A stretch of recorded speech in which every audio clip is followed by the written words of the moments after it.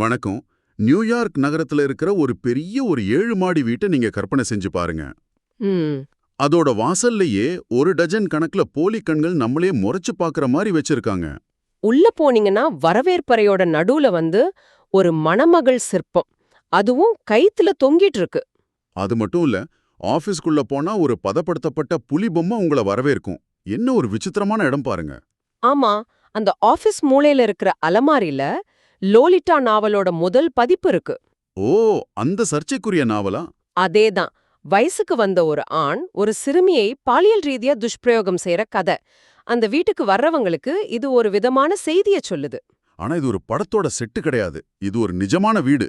உலகத்தோட சக்தி வாய்ந்த மனிதர்கள் வந்துட்டு போன ஒரு இடம். அவங்களுக்கு தெரியாத ஒரு விஷயம் என்னன்னா, அவங்களோட ஒவ்வொரு அசைவும், அதாவது படுக்கையறை உட்பட ரகசிய கேமராக்கள்ல பதிவு செய்யப்பட்டுச்சு. இந்த வீடு இது ஜெஃப்ரி எப்ஸ்டீனோடது. ஆமா, இப்போ ஜான்வரி 30, 2026ல அமெரிக்க நீதித்துறை கிட்டத்தட்ட 3 மில்லியன் பக்கங்களுக்கும் அதிகமான எப்ஸ்டீன் கோப்புகளை வெளியிட்டிருக்கு. இது ஒரு பெரிய புயலையே கிளப்பியிருக்குன்னு சொல்லலாம். நிச்சயமா. இதுல 1,80,000 புகைப்படங்கள், 2,000 வீடியோக்கள் இருக்கு. இந்த புதிய ஆவணங்கள்ல பல அதிர்ச்சியான கதைகளும், இதுக்கு முன்னாடி வெளிவராத பல புதிய பெயர்களும் இருக்கு. ஜனாதிபதிகள், பிரதமர்கள், இளவரசர்கள், கோடீஸ்வரர்கள்னு பட்டியல் ரொம்ப நீளம். இதுல தான் ஒரு முக்கியமான திருப்பம். இந்த முறை இந்திய பிரதமர் நரேந்திர மோடி, அமைச்சர் ஹர்தீப் சிங் பூரி, அப்புறம் தொழிலதிபர் அனில் அம்பானி ஆகியோரோட பெயர்களும் இதுல குறிப்பிடப்பட்டிருக்கு. அது மட்டும் இல்லாம, ஒரு காலத்துல ட்ரம்ப் எப்ஸ்டீன் கோப்புகளை மறைக்கிறார்னு குற்றம் சாட்டின எலான் மஸ்கோட பேரும் இதுல சிக்கியிருக்கு. சரி, அப்போ இந்த ஆவணங்களோட அடிப்படையில நாம இன்னைக்கு என்ன பார்க்க போறோம்னா, சக்தி வாய்ந்த மனிதர்களோட இந்த நெட்வொர்க் எப்படி வேலை செஞ்சது. கல்லூரி படிப்பு பாதிலே நிறுத்தின எப்ஸ்டீன் எப்படி இவ்வளவு பெரிய செல்வாக்கு சம்பாதிச்சார், சிறுமிகளை பாலியல் கடத்தலுக்கு உள்ளாக்குனதோட அவங்கள தன்னோட அதிகாரத்தை அதிகப்படுத்திக்க எப்படி ஒரு கருவியா பயன்படுத்தினாருங்கிறது தான் நாம இன்னைக்கு ஆழமா பார்க்க போறோம். இந்த கதையை கேட்கும் போதே நம்ப முடியாத அளவுக்கு இருக்கு. ஒரு சாதாரண கணக்கு டீச்சர் எப்படி திடீர்னு நியூயார்க்கோட ராஜாவை மாற முடிஞ்சுது? இதுக்கு பின்னாடி இருந்த சக்தி எது? பணமா? பணம் ஒரு காரணம்தான். ஆனா ஆரம்ப புள்ளி பணம் இல்ல. அது லெஸ்லி வெக்ஸ்னர்ங்கிற ஒரு மனிதர். விக்டோரியா சீக்ரெட் நிறுவனத்தோட ஓனர் இல்லையா? கரெக்ட். அவரோட பணத்தை விட அவரோட முழு நம்பிக்கையை தான் எப்ஸ்டீன் மூலதனமாக்கினான். அவங்களோட நட்பு எந்த அளவுக்கு போச்சுன்னா, வெக்ஸ்னர் தன்னோட பவர் ஆஃப் அட்டர்னியே கொடுத்திருக்கார். அதாவது அவரோட சொத்துக்கள் சம்பந்தப்பட்ட எல்லா அதிகாரத்தையும். ஆமா, எல்லா அதிகாரத்தையும் எப்ஸ்டீன் கிட்ட ஒப்படைச்சார். அது மட்டும் இல்ல, நாம ஆரம்பத்துல சொன்ன அந்த மன்ஹாட்டன் மாளிகைய வெக்ஸ்னர் எப்ஸ்டீனுக்கு கிட்டத்தட்ட இலவசமாவே கொடுத்திருக்காரு. ஆமா, அதிகாரப்பூர்வமா அந்த பரிமாற்றம் $0 நடந்திருக்கு. 40 சொகுசு அறைகள் கொண்ட மன்ஹாட்டனோட மிகப்பெரிய தனிநபர் வீடது. அப்போ பணம், அதிகாரம் எல்லாம் வெக்ஸ்னர் மூலமா தான் வந்திருக்கு. ஆனா பாருங்க, பணம், மாளிகை, அந்த தனி தீவு இதையெல்லாம் விட ஒரு பெரிய சக்தி அவருக்கு இருந்திருக்கு. ஆமா, அதுதான் பிளாக்மெயில். அதுதான் அவரோட உண்மையான தொழில். பாதிக்கப்பட்ட மரியா ஃபார்மரோட சாட்சியத்தின்படி எப்ஸ்டீன் வீட்ல ஒரு மீடியா ரூம் இருந்துச்சு. மீடியா ரூமா? ஆமா, அங்க சுவர்கள்ல வரிசையா மானிட்டர்கள் இருந்துச்சு. அதுல கழிப்பறை, படுக்கைன்னு ரகசிய கேமராக்களோட நேரடி காட்சிகள் ஓடிட்டே இருந்துச்சு. கேட்கவே அதிர்ச்சியா இருக்கு. வீட்டுக்கு வர விருந்தாளிகளை அவங்க படுக்கையறை வரைக்கும் ரகசியமா படம் பிடிச்சு வச்சிருக்கார். இத வச்சுதான் பெரிய பெரிய ஆட்களை மிரட்டி காரியம் சாதிச்சிருக்கணும்னு பலரும் சந்தேகப்படுறாங்க. அதுக்கு ஆதாரம் இருக்கா? இருக்கு. 2019ல FBI அந்த வீட்டை சோதனை செஞ்சப்போ மறைச்சு வச்சிருந்த ஒரு பாதுகாப்பு பெட்டகத்திலிருந்து நிறைய குறுந்தகடுகள், அதாவது CDs கிடைச்சது. ஒவ்வொரு CD மேலயும் லேபிள் ஒட்டப்பட்டிருந்துச்சு. அந்த லேபிள்கள்ல இளம் பெயர் பிளஸ் பெயர்னு எழுதப்பட்டிருந்துச்சு. இதுல முதல் பெயர் ஒரு சிறுமியோடது. நினைச்சு பார்க்கவே கொடுமையா இருக்கு. ஒவ்வொரு CDயும் ஒரு அழிக்கப்பட்ட வாழ்க்கை. நிச்சயமா. இதுதான் எப்ஸ்டீனோட உண்மையான தொழிலா இருந்திருக்கலாம். சக்தி வாய்ந்த மனிதர்களை சட்டவிரோதமான செயல்கள்ல ஈடுபட வச்சு அதை ரகசியமா பதிவு செய்யறது, அப்புறம் அதை வச்சு அவங்கள மிரட்டி தனக்கு வேண்டிய காரியங்களை சாதிச்சுக்கிறது. இதுதான் அவரோட அதிகாரத்தோட ஆதாரம். ஆமா. சரி, இந்த புதிய கோப்புகள்ல சிக்கி இருக்கிற சில பெரிய தலைகளை பத்தி பார்க்கலாம். முதல்ல டெக் உலகத்துக்கு போவோம். கூகுளோட இணை நிறுவனர் செர்ஜி பிரின். ஆமா, அவரு எப்ஸ்டீனோட தீவுக்கு போனத புதிய ஆவணங்கள் உறுதிப்படுத்துது. ஒரு பாதிக்கப்பட்ட பெண்ணும் படகு கேப்டனும் இதை உறுதி செஞ்சிருக்காங்க. அடுத்து எலான் மஸ்க். ட்ரம்ப் எப்ஸ்டீன் கோப்புகளை மறைக்கிறார்னு சத்தம் போட்ட மஸ்கே இப்போ இதுல சிக்கி இருக்கிறது தான் வேடிக்கை. மஸ்குக்கும் எப்ஸ்டீனுக்கும் நடுவுல 16 மின்னஞ்சல்கள் பரிமாறப்பட்டிருக்கு. ஒரு மெயில்ல உங்க தீவுல எப்போ பெரிய பார்ட்டி நடக்கும் அண்ணன் மஸ்க் கேட்டிருக்காரு. 2014ல அவர் அந்த தீவுக்கு வர்றதுக்கான ஒரு கேலண்டர் குறிப்பும் இதுல இருக்கு.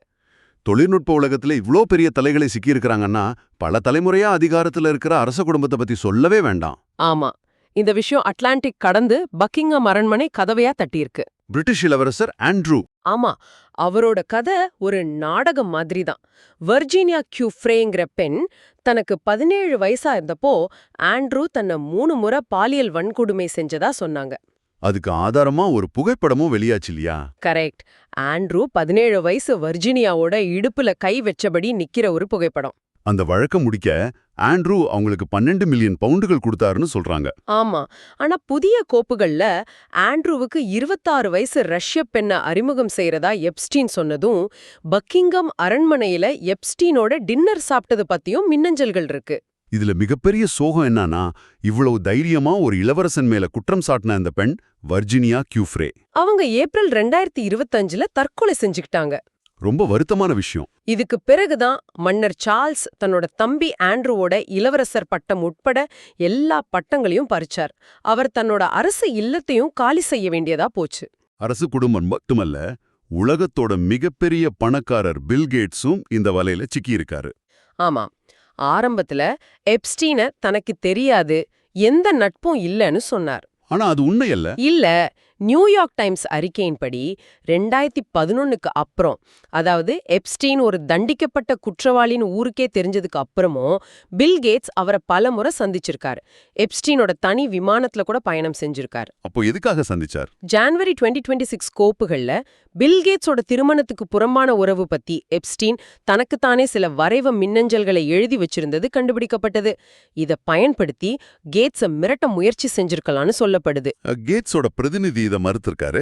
ஆமா, இத முழுசா மறுத்தாலும் மெலிண்டா கேட்ஸோட விவாகரத்துக்கு எப்ஸ்டீனுடனான தொடர்பு ஒரு முக்கிய காரணம்னு பரவலா பேசப்படுது. சரி, இப்போ இந்த விவாதத்தோட ரொம்ப முக்கியமான பகுதிக்கு வருவோம். இந்திய தொடர்பு.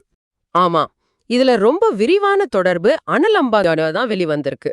2017ல இருந்து 2019 வரைக்கும் அம்பானிக்கும் எப்ஸ்டீனுக்கும் நடந்த மெசேஜ், இமெயில் பரிமாற்றங்கள் இந்த ஆவணங்கள்ல பதிவாயிருக்கு.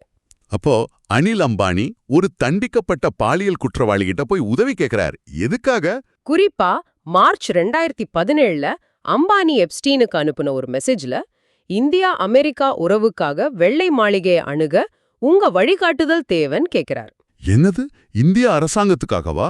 அதே மாசம் தலைமையின் சார்பாக ட்ரம்போட ஆலோசகர்களான ஜாரெட் குஷ்னர், ஸ்டீவ் பேனனை சந்திக்க உதவி கேட்டிருக்கார். ஒரு நிமிஷம், இங்க தலைமைன்னு யார குறிப்பிடுறார்?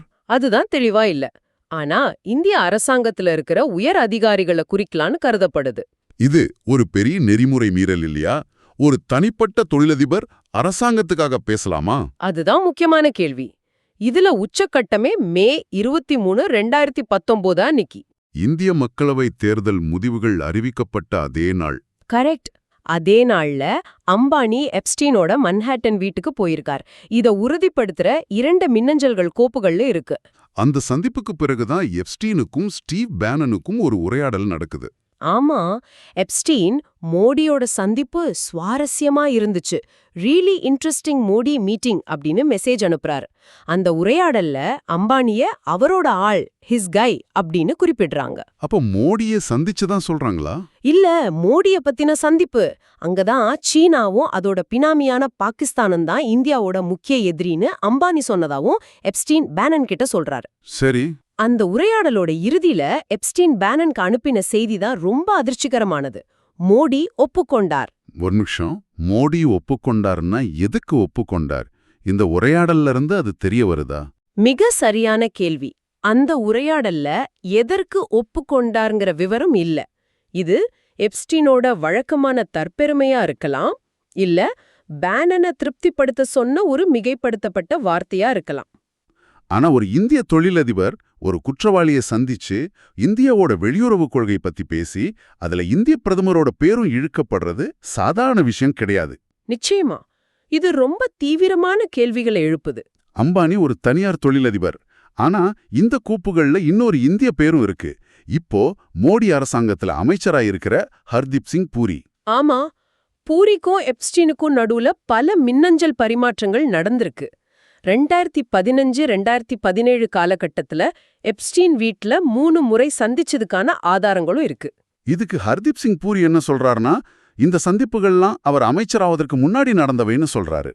அவர் சொல்றது உண்மையா இருக்கலாம், ஆனா இங்க முக்கியமான கேள்வி அது இல்ல. 2008லேயே எப்ஸ்டீன் ஒரு தண்டிக்கப்பட்ட பாலியல் குற்றவாளின்னு பொதுவெளியில எல்லாருக்கும் தெரிஞ்சிருந்தது. ஆமா.